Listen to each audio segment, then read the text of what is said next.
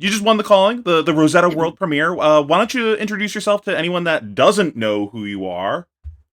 hmm Yeah, hi, I'm Lucas Oswald. I've been playing Flesh and Blood since around Monarch. I've been on the Team Runaways since Pro Tour Baltimore. And yeah, if you've been watching competitive Fab for the last few years, you've definitely seen me. And if you have not, then you should watch more competitive Fab. Yeah, I mean, I used to play Yu-Gi-Oh! Now I play this game. It's a lot better. People are a lot nicer, and I do a lot better. So I will say that that is one of my favorite parts about the Fab community. It's such a nice community. It's yeah, just so no, that's wholesome. Yeah, that's I have all my locals coming to me from other games, like friends of mine, like, hey, what should should I play Fab? Is it good? And I'm like, I know you, I know you're a good person, and like you're very nice and wholesome, and you like to be nice to other people. You're gonna enjoy this community a lot, and you're gonna Mhm. like the game. I guess let's just jump right into it. Talk about your tournament run. Where do you want to start? Do you want to start with like actual day one of the tournament? Do you want to talk about your pre-tournament stuff at all? Yeah, let's definitely start with the world premiere, I think, because going in, I know there was some preparation that you could have done. There was the blitz decks that were available on Felt Table, I think, and TTS. That I know some of my teammates played. I didn't do any of that.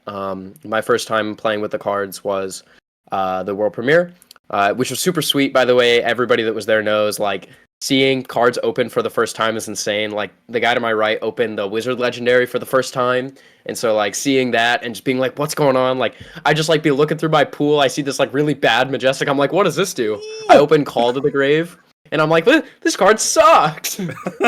Yeah, next to me was someone directly next to me. One of them opened the Earth chest. The other one on that same side opened the Wizard arms, and then a couple seats down, someone it was the first person that opened the Fable. That first guy that Yep. was like, Hank. "Oh, Yeah, yeah, Fable!" yeah. You know, I know. I was in the same row as Hank. I heard him like explode.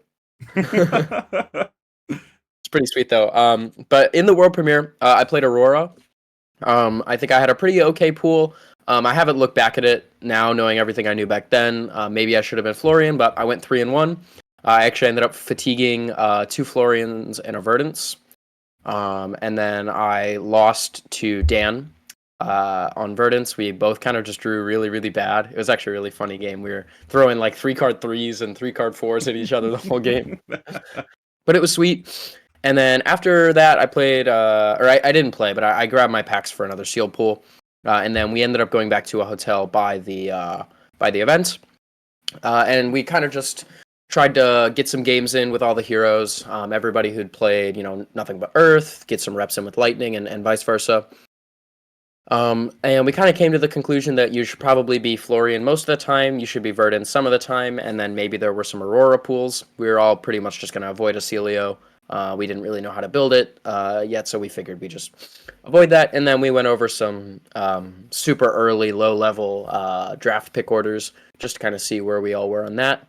And then, yeah, I mean, it wasn't a whole lot of preparation that we had going in, but I knew something. I knew I probably wanted to be Florian if I could be, if I had a good pool. And then, yeah, sat down for day one We also did some and talk opened my. during that of play pattern stuff and like Yeah. play draw and like what trying to figure out like what mattered in the format.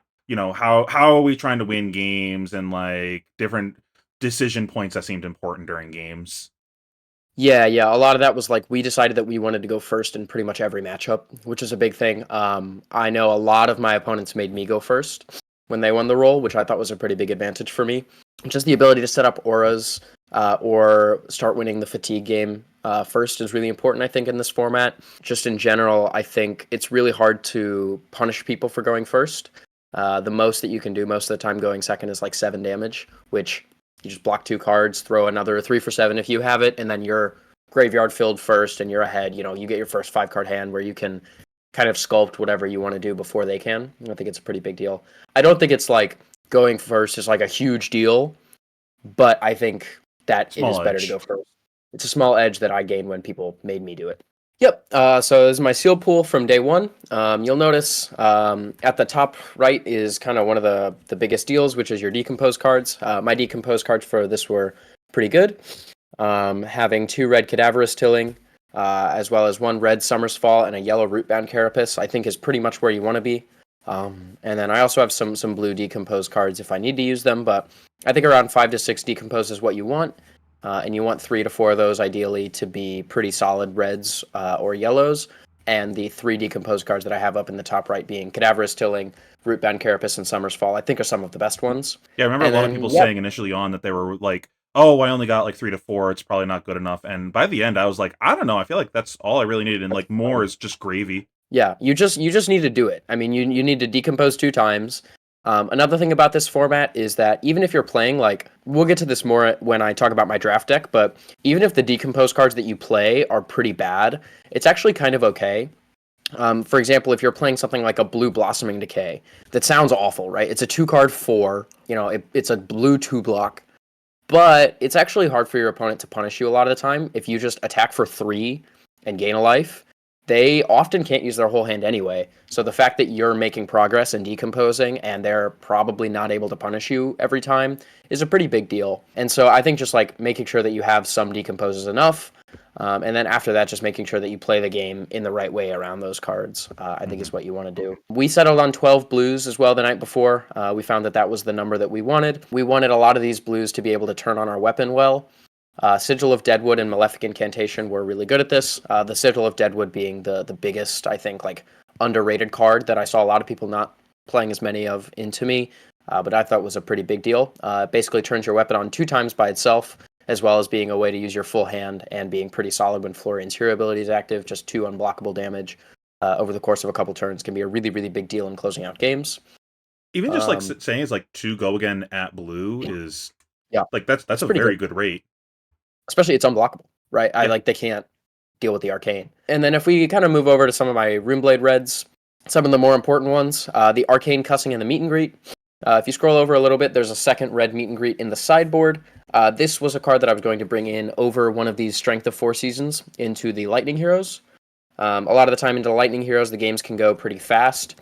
And if you can just resolve a couple Meet and Greets for value, that's pretty solid. But Mm-hmm. into the Earth Heroes, I was pretty happy just playing the Strength, playing for Fatigue more, and just trying to set up one good Meet and Greet turn. That Meet and Greet in turn typically it goes with Arcane Cussing, as well as the Bloodborne bonus, the Runeblade chest. It's just a nice little 3 card hand where you throw 3 arcane damage at them, 4 if your hero ability is turned on, and then you have Meet and Greet, 4 go again with a breakpoint on hit into your weapon. And it's just a really nice way to get some unblockable damage through and have a way to use a big hand, which, like I mentioned already, can be kind of tricky. So typically, that was one of the play patterns where I was looking to keep the cussing and the Meet and Greet, one of those in Arsenal, wait till I draw the other one, and then kind of go off that way. That did Another feel like the biggest thing of the format, trying to find ways that your deck could utilize all of your cards because Yeah, it sometimes is very difficult. yeah, and just have big Or turns in general. yeah, or deny them the ability to use all of their cards because they probably wanted to block. Yeah, absolutely. And then I think finding ways to use your equipment efficiently is also really important in this format. Outside of the way that I just talked about with the arcane cussing, I do have a red hit the high notes, and a pretty solid way to use your equipment, especially after Florian is active, is to just pop your arms, get 2 rune chants, pop one of the rune chants with the chest, and then play the hit the high notes on a 1 card hand for 6 and 1 arcane. That can be really powerful, especially if your opponent has a good turn, right, where they present a hand where you want to block with 3 cards. Being able to come back with 1 unblockable and 6 damage can be a pretty big deal, especially in the Lightning Heroes, I found. That was a play that I was really, really liking to make. I mean, other I than did that, it's notice pretty. also watching you that you like play the game kind of differently when you're into the Lightning Heroes versus the Earth Mirrors, where like Mm. what mattered in the game was vastly different between the 2 games. Yeah, absolutely. I kind of wish that my top 4 feature match was on stream. For that reason, we'll get to that more in draft. But basically, my strategy was very different into the Lightning Heroes versus the Earth Heroes. In Sealed, since decomposing is so easy, and with the Red Cadaverous Tillings and the Summer's Fall is often above rate anyway, you're kind of playing this a similar way most of the time. I would say you're blocking a little bit more into Lightning Heroes, and into Earth Heroes you might be pitching reds more aggressively. But generally, I think you're going to play a lot of those games pretty similarly, just playing efficient. And then some other cards to note that I have that I think you should watch out for. Fertile Ground Red and Arcane Polarity Red. These are on the bottom right. Just a couple of ways to gain health can be very important, especially in some of these late game situations where somebody's trying to win with arcane, whether that's with wizard spells or with rune chants. Having these few ways to deal with that arcane damage at the end and kind of boost your health back up can be a really big deal. A lot of games you feel like you're winning by a landslide, cards in deck, actual health total, but then they have a few arcane spells, and then suddenly you might just be about to die. Just And flips so making away. sure that make sure you have some amount of these healing cards. Even a blue Fertile Ground or a yellow Fertile Ground, I think, is playable if you don't have other ways to heal. I think just having one or two ways to heal, especially actually if it is second cycle, can be a really big deal in some of these games. So those are cards that I'd be looking to arsenal a lot of the time, and then try to block out most of the damage that's coming, and then play some of those to give yourself a bit of a buffer. And then when you saw them early, were you just trying to make a point of overpitching them? In the Earth Mirrors, a lot of the time I would. If they present just arcane damage, you just play them when you see them. But if you have the ability to block with some cards, a lot of the time I would be looking to pitch those. I actually think pitching red plus yellow oftentimes was really powerful in this sealed format to something like a 3-for-7. Obviously, there's not a whole lot of yellows in this deck, but it is pretty reasonable, I think, to just take a turn where you play, Unlucky, say, deck is too good, no bananas. But you can have pretty reasonable turns just playing something like a hit the high notes by pitching a red, or playing a strength of 4 seasons pitching a couple reds, because in that second cycle, if you have something like a red Autumn's Touch or a red Fertile Ground, that can be a pretty big game to actually win and close out that game, even if it's a bit inefficient. Yeah, so round one, I sit down. I'm trying to. It's melding together a little bit between the world premiere and the actual calling event. What you remember? If you don't remember, we can just move on. Yeah, absolutely. I mean, the first few rounds were all just kind of, I sat down, I played my game plan, I played efficiently, and most of the games went pretty smoothly, actually. I think day one was probably the easiest day for me in terms of like thinking a whole lot.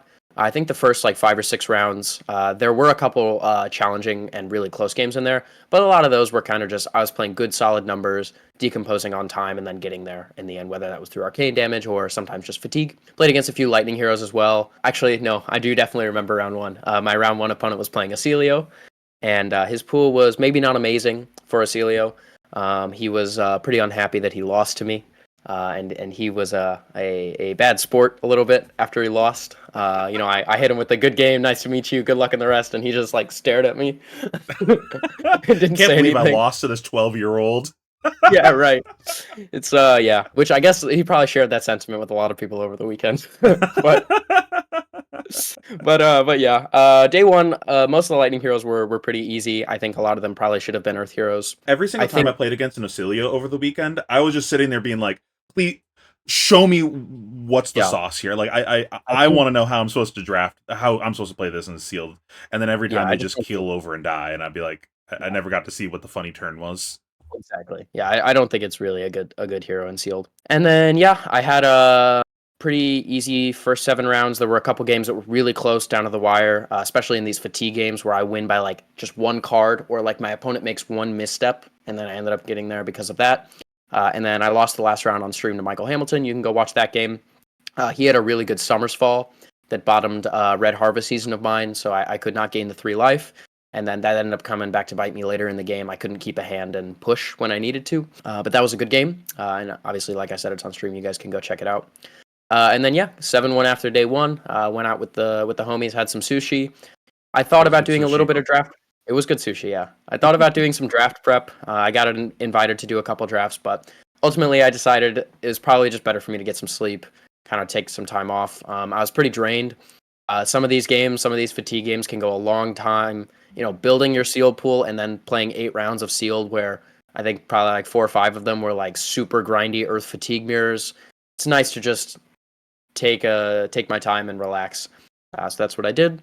And then I woke up for day initially 2. Looking at the set, I was not expecting it to be such a fatiguey format. You see like all arcane set with no AB. These games are going to be explosive, and then oh wow, almost every game is like at a minimum going to second cycle, if not full fatigue. I was very pleasantly surprised by that. Yeah, I liked it. I thought it added a lot of it reduced variance a lot. I thought, where you see all your cards and you have the ability to pitch your power cards for second cycle and kind of set up an end game. I think I won quite a few games just because my opponents didn't have as good of an understanding of how they should be setting up their end game. But speaking of the variants, you didn't really have any like crazy bombs in your pool, and that was like a big talking point over the weekend of the sealed format of like how swingy a lot of the bombs were, and you managed to navigate through Swiss without just like a oops free win button kind of card. Did you run Yeah, into a bunch of that and have any trouble like having to navigate through games where your opponent had a bunch of like crazy bombs? a little bit. Yeah, I think probably like four ish, like 3, 4 of my Florian opponents had an arcane seeds. Maybe it was more actually. I think now that I'm thinking about it, I think maybe all of my opponents except for maybe one had an arcane seeds, Which one's that? which is obvious. That's the Florian Meld card that Okay. makes 4 rune chance and gains a life if his hero ability is active. That card's pretty ridiculous. And then I played against I think 3 people with a Felling of the Crown in their deck, and then some various other Majestics. You know, the 2 for 6 that puts your arsenal on the bottom. I got juiced by that, and then I'm sure there were some others in there. Yeah, my deck didn't have any Meld cards or any Majestic bombs, but it was just fine. I mean, I think I had good solid decompose, and like I said, I think the variance is pretty low in this format.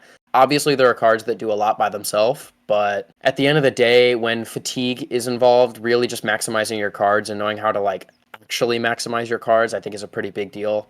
Making sure that you know keep cards in deck while also not going below a certain life threshold can be a pretty big swing where people might take a little bit too much damage to keep cards in deck, or they'll fatigue themselves a little bit too fast trying to accelerate the game. And yeah, I think just finding a balance between that was what was most important, rather than just having some bombs. Although obviously things like Channel the Millennium Tree and Felling of the Crown were pretty good. I did get played a few Heartbeats of Candlehold against me. Actually, that was another one where that was pretty impactful, and I got hit with some of those, but clawed back. And then the tree once, I got hit with one tree. I think the bombs in the set are pretty good, but you can usually overcome them, I think, if you have a pretty close pool. End game knowledge more important than bombs. Yeah, I definitely think so. So you were about to jump into the next day. You were talking about how like Yeah. you skipped your draft practice for just mental reset. Yeah. You can pull up the Ocelio deck that I drafted in my first first go. And you also had a puppy reset. I did, yeah. I got to see Maple again, my brother's dog that I was dog sitting the whole weekend. She's the best. You can find her on Twitter, I'm sure. Plenty Maple content to go through.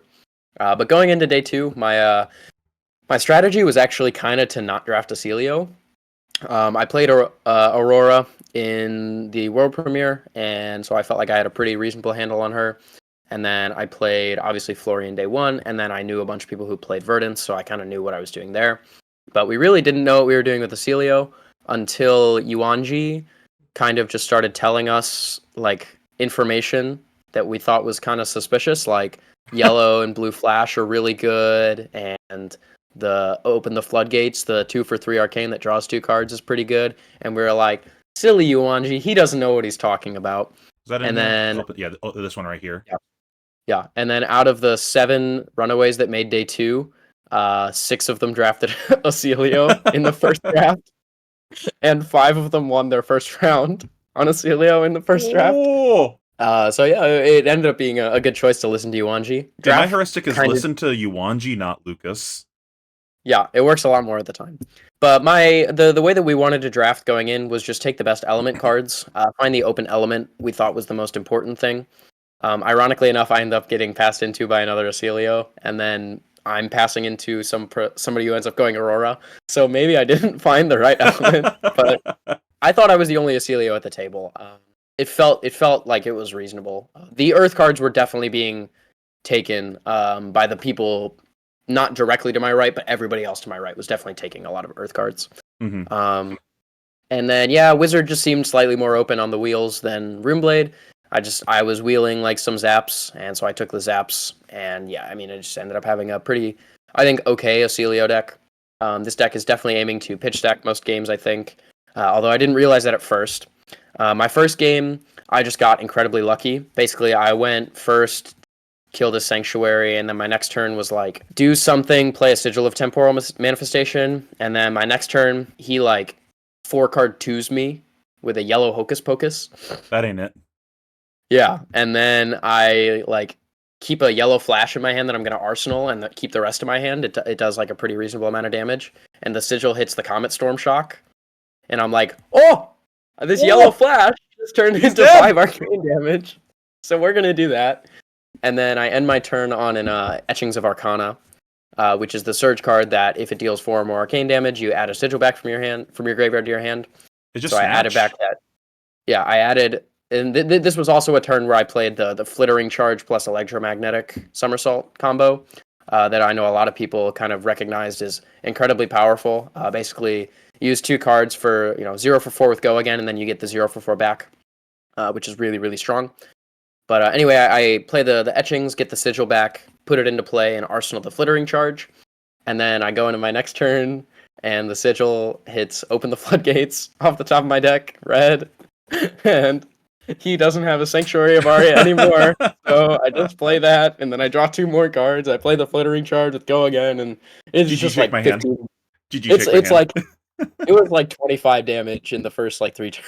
Before you go on to the next thing, can you explain to me 2 things? One, can you explain like the vision of like how are you winning games with Ocilia? Like what are you trying to do? Yeah. And then can you go more like explain like what typical turn structures that you're trying to navigate towards look like? And also, can you go a bit into explaining the pitch stack strategy? Like what are you trying to pitch stack? What is your end game? What are you like looking to do over the course of that game? Yeah, so there's a few things with Acelia. The first thing is you can just play it like Aurora, where you just have good lightning cards, right? You have Flittering Charge, Electromagnetic Somersault, Lightning Surge. You have ways to get embodiments of lightning with Sigil of Lightning, and there's a few other ways to do it as well. Mhm. You can play some of these cards like Trip the Light Fantastic with Go Again, and you could just play a good lightning plan. The other thing that I think makes Ocilio good in this draft format is that he basically gets access to cards that nobody else wants, or specifically, his really strong cards are not as strong as everybody else. Mhm. Whereas Aurora's cards are just the good lightning cards and the good Runeblade cards, which are also good in Acilio and also good in Florian. So Whereas cards what are like those Open the cards that you're yeah, trying I'm no about one to else is contesting?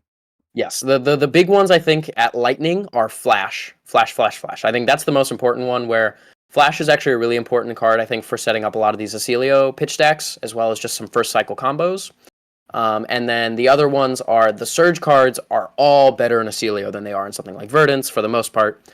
Perennial Aether Bloom maybe is better in Verdance, but Trailblazing Aether, Overflow the Aether Wall, Open the Floodgates, Etchings of Arcana, which are all in play right now, as well as that rare Glyph Overlay. These cards are all just basically flavor text in Verdance, whereas in Acilio, you can actually use these surge effects to a lot, specifically when you combine them with something like Flash or Sigil of Temporal Manifestation. Basically, the way that Acilio wants to win the game most of the time is by chaining together these surge spells with things like Flash and Volzar to get some incredibly powerful surge triggers and deal a lot of arcane damage on a single turn. You can actually go and watch this in my round 10 feature match. It's an Acilio mirror, and then I end up pitch stacking a turn that does 14 arcane damage through surge. So like what's an Um, example of one of these big turns? Like yeah, walk me through a big turn. yeah. Just a good like simple big turn I think would be, let's say you play something like a Flash, and then you use your Volzar. You play and open the floodgates. It's just 4 arcane. If your opponent doesn't have a way to prevent it, which once they lose their sanctuary, there's really not very many ways to do it in the format. They take however much arcane damage. You draw 2 cards, and then let's say you use your wizard arms, your hold focus to amp 1. Then you play something like a Trailblazing Aether, right? Which does 4 arcane damage, and then on surge it gains go again, and then you just play some other spell. Let's say it's for 3 arcane. It's a pretty simple turn, not a whole lot of steps, not a whole lot of setup, and you just dealt basically 10 unblockable to your opponent. So you're just trying to have like these Obviously, big true damage turns essentially. exactly, yeah. Celio, obviously, he looks like he's naturally going to fatigue a lot. His hero ability fatigues him. He doesn't have a lot of big attacks, but arcane damage is going to be the way you're winning most of the time. Alternatively, you can have some huge turns with Celio. You can, let's say, you play a lightning surge from your arsenal, and then you play a flittering charge, and then you give it go again with something like a sigil of lightning, and then you play, you use your, let's say you play something like, I mean, it doesn't really matter. You can, just activate your weapon and then throw something again, maybe like a Trailblazing Aether for 5 arcane damage into another spell, and that's a pretty simple turn. That's just playing some lightning cards, getting really good value out of your weapon, getting value out of surge, and doing a bunch of arcane on the end. Hmm. where you have good value with your lightning cards that take cards from your opponent's hand, make sure they're not killing you on the crackback, and then dealing a bunch of burst arcane damage at the end of it. Also, obviously, some of these sigils can be really good value. Sigil of Lightning in particular, getting that embodiment of lightning can allow you to make use of cards like Trip the Light Fantastic or Heaven's Claws, or even some generics. This draft didn't get any, but I think some of the like 3-for-7s like Findall's Fighting Spirit are really, really powerful in Acelio.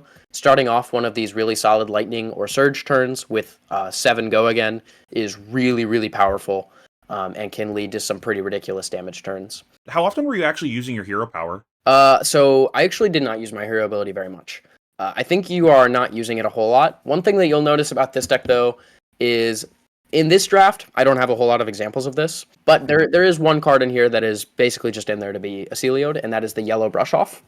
That slot could have also been a blue block 3 if I wanted it, but I think one thing that Acelio kind of lets you do that's kind of goes under the radar is play some of these more niche instants, maybe something like a blue or yellow arcane polarity that you're not sure if you actually want to play. You can get away with playing them because Acelio hero ability basically says if yellow brush off isn't keeping you alive from your opponent's spell, just get rid of it. It'll be something else, right? It helps you accelerate towards your pitch stack, and it just helps you fix your deck. Another thing that can be kind of tricky sometimes with Acelio is if you are pitch stacking, knowing that you're going to have something like an Open the Floodgates draw or a Sigil of Temporal Manifestation trigger, you kind of have to have the cards be in an exact order. If the Sigil of Temporal Manifestations is going to trigger and banish a blue arcane twinning, that's pretty bad. And if it's going to trigger and banish and open the floodgates, that's a really big deal. And so when you're pitch stacking, you might say, oh, I just need to draw one extra card deeper into my deck so that this trigger is going to hit the right card. Celio's ability can let you do that. But I think most of the time you're not using his hero ability too much. It's just kind of a small filtering thing. And a lot of these are just, Cheerios, all these apps and everything. How are you actually going about pitch stacking? Yeah, so there's a few ways. Depends on the matchup, and it depends on kind of how the game's going. It's actually really cool. I think in both of my feature matches, you can see when I was playing as Helio. I have my first feature match where I was pitching mostly to Trip the Light Fantastic. That was one of the big ways that I pitched. And then I pitched a Flash to a Comet Storm early in the game.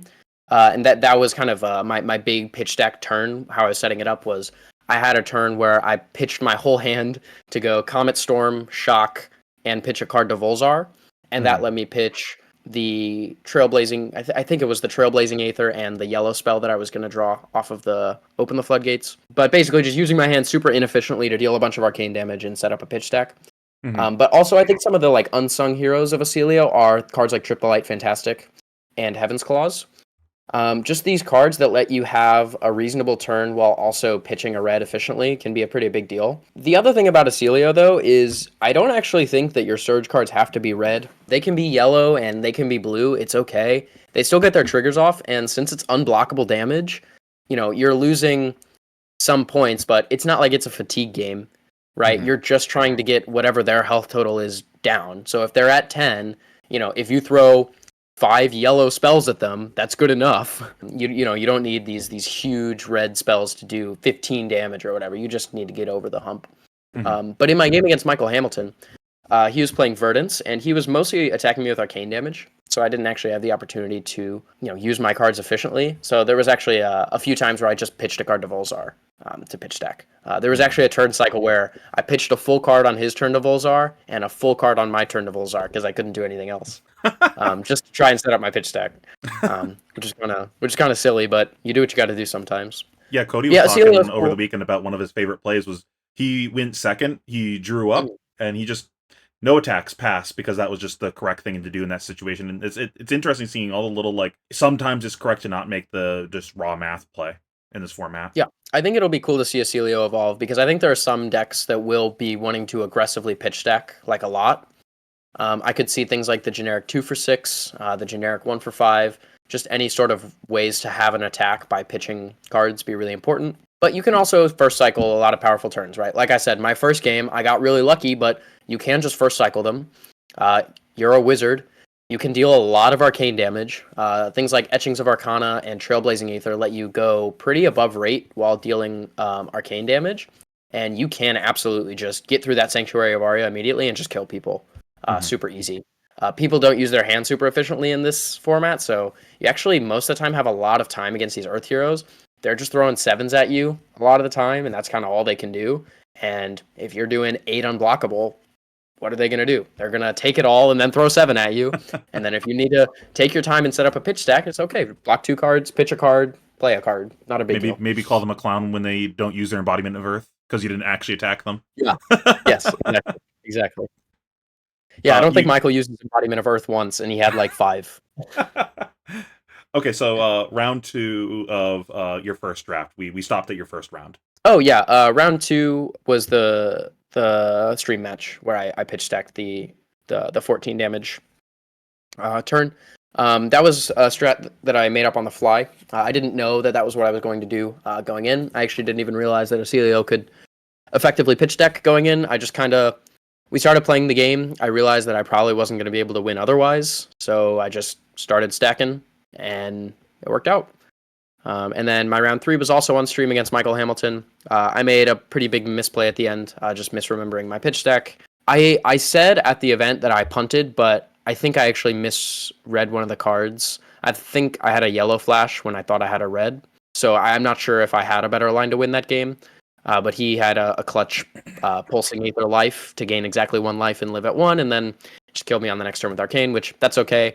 It was early in the format. I think probably there was more I could do, but I just didn't have the experience to know exactly how I was supposed to game plan in that matchup, and that's okay. Do you think because of that inexperience, though, it was too risky to go Ocelio?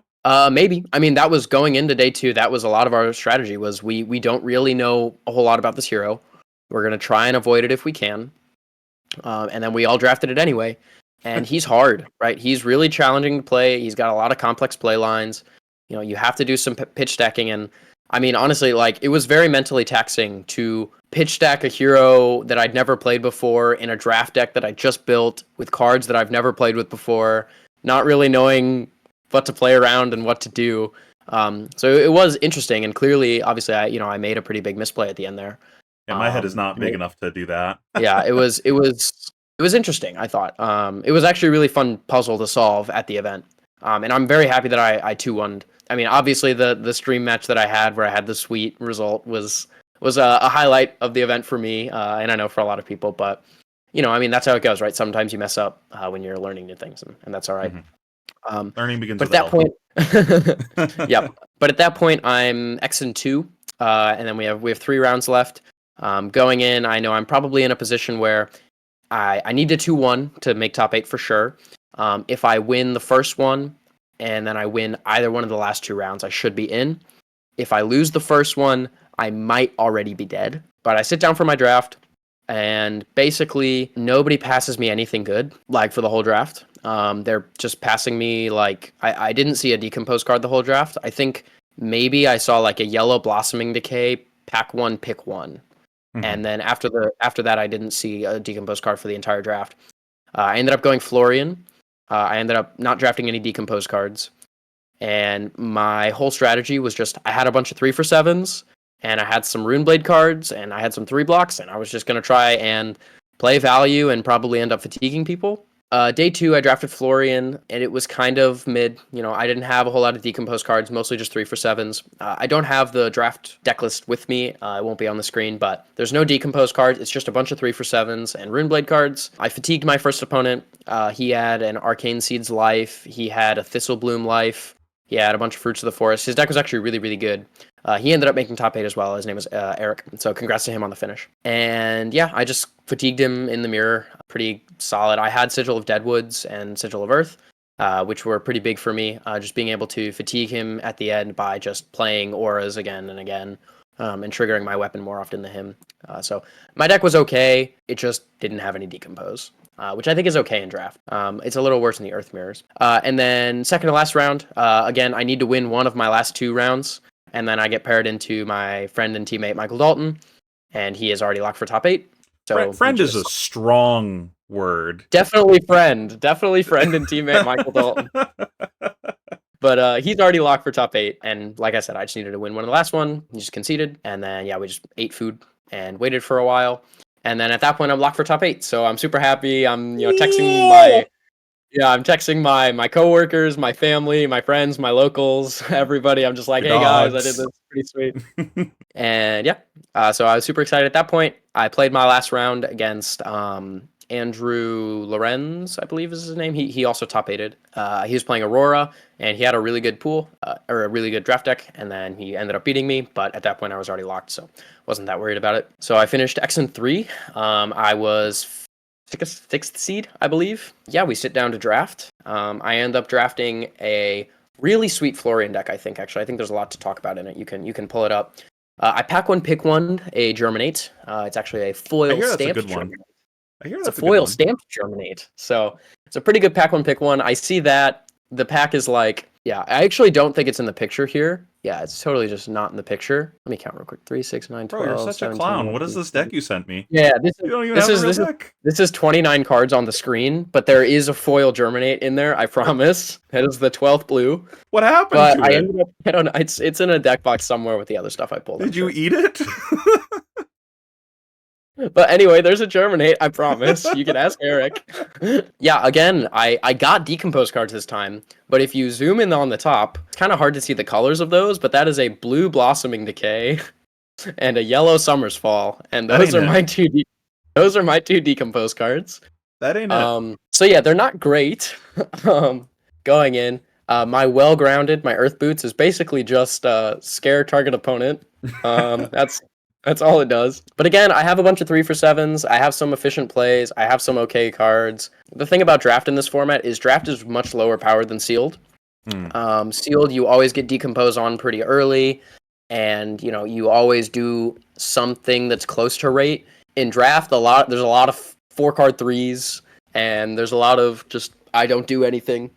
I just hope you attack me so I can block and actually use my cards effectively. And so a deck like this that just has big numbers and good stuff is good enough. Yeah, I was speculating over that in between day 1 and 2 if that was going to be the Yeah, case because like for one, there's going to be less equipment floating around. Like everyone at Sealed just was like squatted up best equipment. yeah, Everyone. yeah, Sealed, you're going to have 2 of each equipment or draft, you're going to have like 2 of each equipment opened per pool usually. So you're not going to just yeah, have everyone sit down every single Earth hero squatted up full armor. And then yeah. everyone's fighting over the decompose cards. So you just it's so much harder to actually get the Earth shit online. Yeah. One thing that I kind of mentioned earlier, though, is that since draft is pretty low power, your decomposed cards don't actually have to be that great. They just Mm-hmm. have to do the thing. So I'll get into this a little bit more when I get into my top 4 match, but we'll start with top 8. I actually have a question. Um, Do you for Earth, it's the decomposed cards that is the real Earth card that you're fighting over, and that's what makes Earth probably weaker between among other things. Definitely Is there weaker, anything yeah. like that you think is making Lightning weaker in draft compared to Sealed? I think it's actually a less of a big deal. Lightning doesn't have a like you need X amount of X card to do a thing. Like decompose, it's literally like some drafts you don't get decompose cards. And so if you are building your deck assuming you're going to have your hero ability on at some point, you might just not. Mm-hmm. In this draft, you notice I got some pretty bad decompose cards, but I took those really highly because I had the Germinate, and I knew that in the Earth Mirrors, Germinate was a really easy way for me to win, and I just needed to decompose no matter how I did it. Whereas the Lightning heroes, they don't have to take blue flash just so that their Aurora hero ability is turned on halfway through the game. So I actually think that the Lightning heroes are a lot better in draft compared to how good they are versus the Earth heroes in Sealed. For a similar reason, where like the Earth heroes are much worse in draft, and the Lightning heroes are only slightly worse. I think you're still fighting over cards like Triple Light Fantastic, Lightning Surge, Flittering Charge, Somersault, all these cards. But if you don't get as many of them, you have other cards that can kind of make up for it. Your Mm-hmm. class cards are a little bit easier to get, and like it's just not as big of a deal versus something like Decompose, where you need them. And do But you anyway, feel like you navigate the games any differently with the slightly lower power Earth deck yes, compared to Sealed? 100%. I'm gonna go into that next. Sure. So my top 8 game, I sit across from Aurora.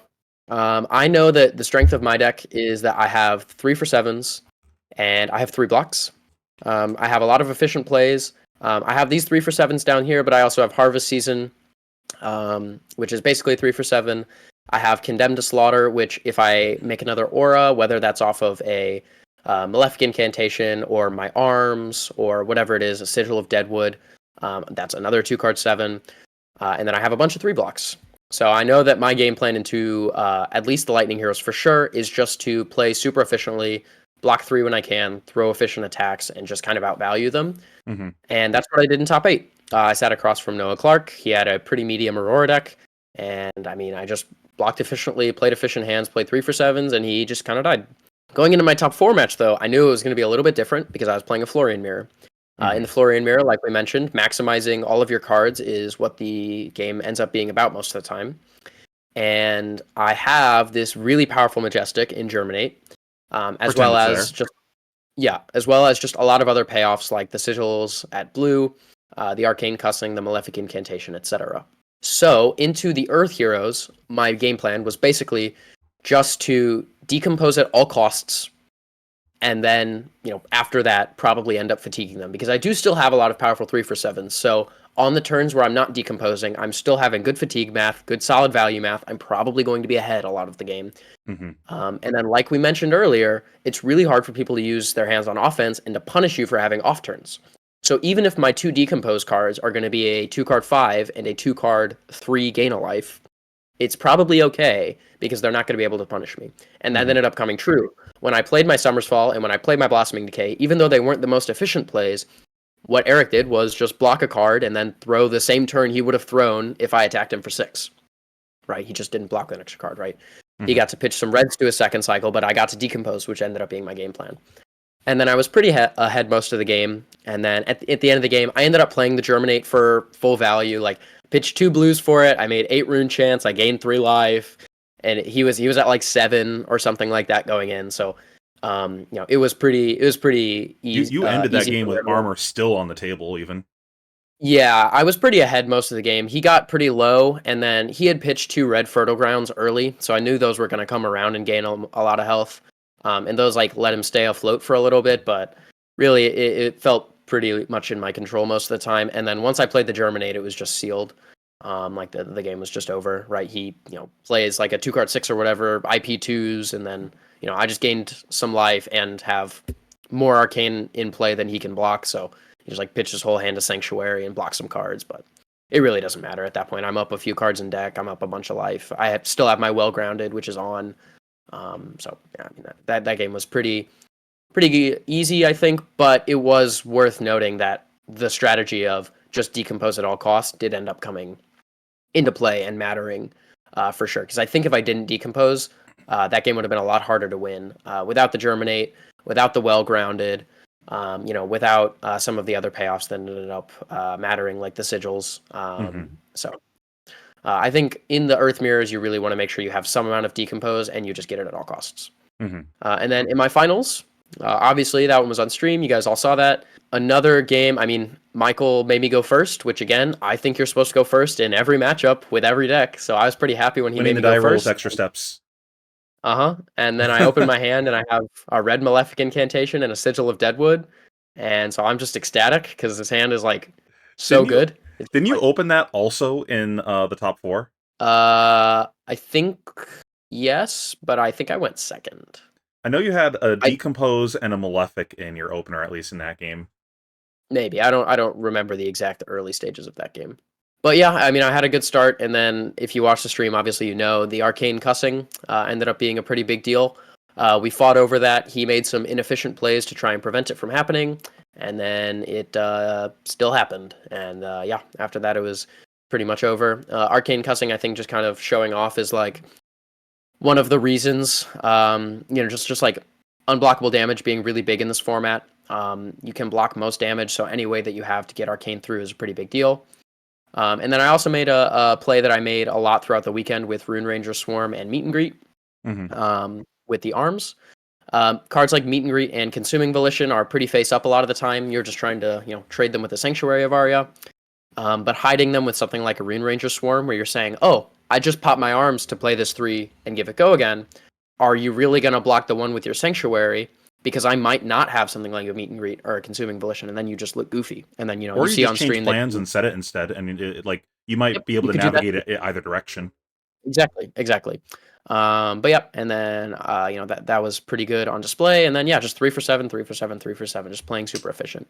I actually talked to the team before my finals game, and I was like, "Hey guys, I don't really care about decompose, right? Like, because going in, we assume that you want to decompose in every matchup, but in top 8 it worked out fine, and so I asked everybody, I was like, it's not actually a big deal, right? Into the lightning matchups, we're not going to second cycle as often. This germinate doesn't have to win me the game. I just need to play efficiently, and these are inefficient. It's fine if I don't play them, right?" And they were like, "Yep, sounds good." So yeah, that was my game plan into that. I think you can still decompose into them. It's not unreasonable, but if you have a deck like this where your decomposed cards are pretty poopy, you might be better served just playing efficient hands. Yeah, I think I'm looking to do it if they just like give me a setup turn or like they take a setup turn or something and they just give me space and I Yep. don't have the 3 Agreed. for 7. Like, oh well, Yep. I guess. Yep. Yellow Summer's Fall is also a pretty reasonable card. If you can ever bottom like an embodiment of lightning or something, it's good, even if it's just a 2-card 5. And then he But won. yeah, And then he and then broke I the won. curse. The I first did, runaway to yeah. not throw the finals into Hamilton. Yep. So it was a good event. It felt pretty smooth the whole way. A lot of it was kind of unknown, but it still just felt like I was playing Fab. I was updating game plans on the fly, which is where I feel like I thrive, and just kind of playing good flesh and blood, playing the cards as I see them for the most part. I don't know. And This just didn't sound maximizing very what I can. smooth. This sounded like you had a lot of brain ripples this entire event. It was a very hard event. Smooth as in there was not like devastating things that happened that altered my performance or anything. But like, yeah, it was definitely a hard and like long, grindy, event. Obviously, over the course of 2 days, it's 3 drafts, a sealed pool, and 17 rounds, which is a lot of flesh and blood to play. But I like playing flesh and blood, so I was kind of down for it. Shout out to everybody who like helped me throughout the weekend, especially Pheano. Actually, was the goat. Getting me coffee day 2 was a huge improvement for my mental ability to function, and then refilling my water in the finals as well was Had to greatly rehydrate the appreciated. ripples. Got to rehydrate the ripples, exactly. But yeah, and then I also just want to take this time real quick to thank everybody who like reached out after I won and said, congrats and I'm proud of you and all that. And it meant a lot. There was a lot of people from the community that did that. I'll make a Twitter post later today, kind of about that. But really, I mean, this community is amazing, and it kind of showed. And I just was constantly reminded throughout the weekend of why I played this game. And thank you guys if you're watching. Yeah, Fab's the best. Yes. So, any other closing thoughts on the tournament before we jump into some other stuff? Not really that I can think of. I mean, it feels good. I'm excited for Rosetta. I think it's probably not as good as something like Mistfail, but it's really rewarding. And I think it will. We will show as time goes on that the people who put the work in for this format will have good results compared to people who kind of just try to wing it. Okay, well, let's jump into some Q&A. I had some Twitter questions. I'm going to actually start with one for myself. What were your favorite... I'm going to give you 3 because obviously the first one's going to be winning the event. What was your favorite 3 moments of the entire event? Okay. So moment number 1 obviously is winning the event. Which is like not close. But my favorite part about winning the event was my winner's interview. So I would recommend going to check that out, especially if you have people that you're trying to get into Flesh and Blood. I think that interview was I was very happy with how that went, and just kind of being able to like give props to the people who helped me get here. I thought was my favorite part about winning. Other 2 things. The next thing I would have to say would be my Acelio game on stream. That mirror. It was so satisfying. Like really, like making it up, like making the strategy up on the fly, and then the cards on the fly, and like thinking about it, and like. If you've ever pitch decked a successful endgame in Flesh and Blood, you like understand it's like really satisfying when you do the thing. Like when you play the Codex of Inertia and the red Death Touch is on top of your deck and you were right and you knew it was there. That's like it feels super great. Oh, one of And my being able to favorite moments was I did that where I played a Codex of Inertia and I named the top 2 cards of my deck before I flipped I've it. done that as well. I did that against Matt Rogers at Pro Tour Baltimore. It was just like Codex of Inertia, Lightning Surge off the top. Yeah, it was like Codex of Inertia into Codex of Inertia into something else. I forget what it was now, Yeah. but and then the guy's just like, "What the fuck?" I was like, "Yeah, Yeah. you die now." It's pretty satisfying. Yeah. But just like being able to do that on the fly with a deck that I just drafted with cards that I've like never played before. Because also most people just like, including myself, they basically thought most of these cards were flavor text. And then like you like I'm like seeing the dev's design like as I pitch stack. I'm like, oh, I think I can. That draws 2. Oh, I draw 2, and then I can use my arms give, go again, and play another spell. Oh, oh, 14 arcane. That's so I'll say much. I didn't think it was flavor text. I just didn't see the vision.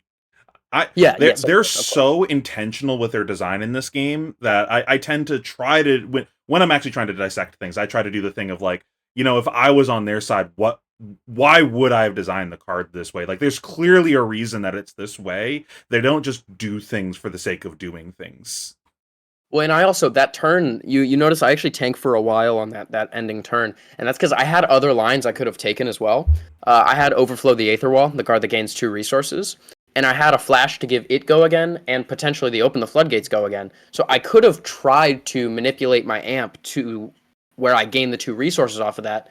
I ultimately decided that I didn't quite need the resources. I needed the amp to come later, and that was what was more important. But small stuff like that, where like every surge text matters and can be used in different ways, in different configurations, depending on what you draw, depending on what you pitch stack, depending on how much go again you have. Like, there's a lot going on that I thought was really, really sweet. And being able to execute that perfectly at the table was definitely moment number 2 for me.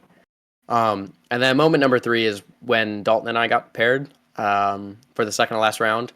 Just like, because like we know going in, like, if we pair, we'll just concede, and then we'll both be able to make top 8. And like that feeling, first of all, the feeling when you top 8 or when a friend top 8s by itself is like amazing.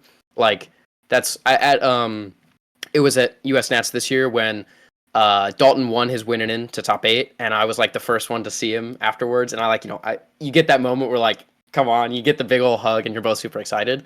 And like in an event like this, when you like look at that pairing and you're like, we both did it, we both just did it, like that's a really kind of unique feeling.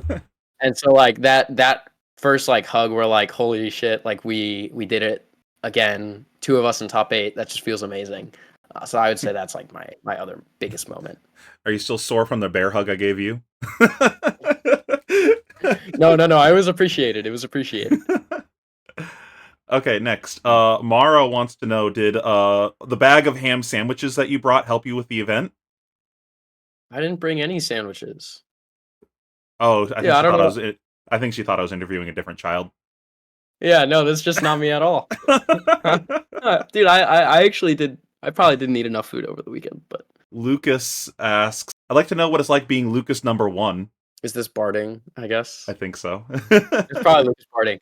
It feels pretty good, man. I mean, I've been Lucas 1 since day 1, so it's always It's been nothing in my new. blood. Yeah, nothing new. I've been him. Kai Yang asks, who's your favorite fab content creator? Ooh, that's a hard one. It depends on why I'm watching. If I'm watching for like just pure enjoyment, I'd say it's probably 3 floating. They're for me the most entertaining. If I'm watching for like a good time and good content where I can like get good information out of it and have a lot of fun, probably say it's don't tell him, but it's the guy. It's this guy. But don't tell him I said that. Um, and then if it's just for like good, solid, like discourse and high level information and opinions, I would say I'm biased, and I would say the Runaways podcast. And if I'm not allowed to say that, then I'd probably say Manorcast. Not that I don't think both of those are intriguing and fun, but I think they focus more on the competitive side and getting better and leveling up. And I really like watching those podcasts for those. When I like want to know something, I watch an episode of the Runaways pod that I wasn't on, or I watch Manorcast. It's so fun. I've talked about this so many times this weekend. I don't watch our own podcast, but it's like every time I watch it, it's just like this is just something that we talked about on Discord recently. So Yeah. it's just like reruns. Well, that's what the podcast is literally, it's just like us telling everybody what we're thinking. And to finish Kai's question, it was, and why is it pheanoblack? I was waiting to see if Jesse asks, how much preparation was done for draft? How was it determined what cards should have been drafted? And did he already have in mind which hero he wanted to draft? We kind of touched on this earlier on a little bit. Yeah, we touched on this earlier. The cards that I knew were good were because Yuanji said so. And because the Earth cards we pretty much knew already, like what the good ones were, but the Lightning cards, specifically the Acelio cards, were definitely UNG. I probably would not have drafted the same way if he didn't confidently tell us some information the day before. Butcher this. Domino TCG asks, when going blind into a new draft format, what's the best method for preparing for it, given that you can't actually draft and to have a feel? Yeah, if you're going into a new limited format, I would say the best thing to do that usually works out to some degree is just to kind of take the cards with the best value. These are usually going to look like 3-for-7s, attacks with Go Again that are on rate and block 3 ideally, right? Something like Rune Ranger Swarm is a pretty safe card. It's rarely going to be bad. So those are cards I'm looking for, right? Findall's Fighting Spirit. Even if it's maybe not the most flashy card in the set, it's just great. Just take good cards, good value. I think if you're going to your pre-release or you're doing a draft with your friends for the first time, just taking good 3-for-7s, taking, lightning surges and flittering charges, just good value cards is pretty much, I mean, that's going to get you there. Keep it simple. Obviously, there's some super cool synergy cards like Flash, Open the Floodgates, all these surge cards, right? Electrostatic Discharge. Even with Earth, there's like Fertile Ground, which I think Day Zero maybe you didn't realize was such an important power card, but now we know it is. But like, if you just take the cards with the best value and the best numbers, you're going to be fine. Gordy asks, if you could give your balance of justice to a member of the team, who would it be? Yeah, and then Michael Dalton commented on it and said there's only one answer. I assume implying it's him. The answer is probably Yongji Yang, because he actually wants it. But yeah, it would be Yongji for sure. You got to win some more calling so that way he's a collector of Lucas gold foils instead. Exactly. Mike from Blockout Party, love Mike's content. He does some great work. If you went into a top 8 draft pod knowing for certain that 3 players are forcing lightning and 4 players are forcing earth, which element would you draft? I like this question actually a lot because I would just slam lightning every time. I have absolutely no. I don't think Earth is better in draft. That's just my. I don't think Earth is better in draft. I think they're even. Maybe Earth is slightly better, but I would absolutely rather be the 4th lightning than the 5th Earth. It's not close. So I think if the question was asked, would I rather be the 5th Runeblade or the 4th Wizard? Maybe it'd be a different answer. I think ultimately I'd still rather be the 4th Wizard, and I could see it going either way at the end of the format. I think it could end up that one of the classes is better and one of them is worse, but I think at this point we really don't know. I think it's a little bit too deep of a format to know just so far. But with the element question, I'd absolutely slam being. I would elements are the most important. I think having elements be, you want to be where there's fewer of your same element is very important. Being in that open seat is really nice. I think the elemental cards are the best cards in the set. You don't want to be fighting over Decompose, and if you can get red lightning cards like 3rd or 4th pick, that's a pretty big game because those are enabling a lot of your turns and can lead to all of your power turns for the most part. Involve some number of those cards. Yeah, the format doesn't really strike me as like half the pod should be this one type of hero type of thing like we've had in other formats where it's just like percentage of the time it was correct for like half the people just force. Like, I also think it doesn't matter as much when you have a pod that's like 4 Florian, 2 Acelio, 1 Aurora, 1 Verdance. Like, I actually think that the Florians might be okay there, and if that can be true of any hero, right? Not just Florian. I think that positioning matters a lot, and knowing what to take matters a lot because I don't think there's quite archetypes, but there's a lot of small synergies, and I think paying yourself off with those is one of the most important things in draft, at least from my early perspective. and I'm assuming this is an inside joke between the two of you, but Hamish just wanted to remind you that the British did burn down the White House. Yeah, that's true. The British are also in a much worse economy, and they're much smaller, and they're a lot worse at Flesh and Blood than us. So, Yeah. I mean, he can. Yeah. We tried to burn down the White House too. Surely that's not unique to the British. Like, come on. So yeah, thank you so much for joining us today, Lucas, and giving us your story time of the event. Before you go, anywhere that you want to shout out, anywhere that we can find you? I think I got most of the shout-outs for other people done on the interview for LSS. So what I would do is I would check out the finals and the interview I did after that. Send that to your friends that you want to convince to play Flesh and Blood. Other than that, obviously check out the Runaways and the Runaways podcast. I would join our Discord. If you'd like to be a premium member, you can get some great rewards from that. But even just joining the public section, I think is a really great idea. Check out Pheano and the rest of his content, of course. You can find me at Achilles2032 on Twitter. Yeah, that's it for me. Yeah, so long as we're plugging me. If you guys want to see more content like this, check out the Patreon, help support the channel. Honestly, subscribe because I have some more interviews coming up. I got one coming up with Majin Bey going over his thoughts on the 2 new wizards in Classic Constructed, and Tariq Patel talking about how to play the 2 new rune blades in Classic Constructed. I got the Wizard Man, and I got the one that first put Briar on the map back in the day. So I'm personally I'm going to be looking forward to watching that as the person making the content. Yeah, thank you so much for watching, everyone. I appreciate you.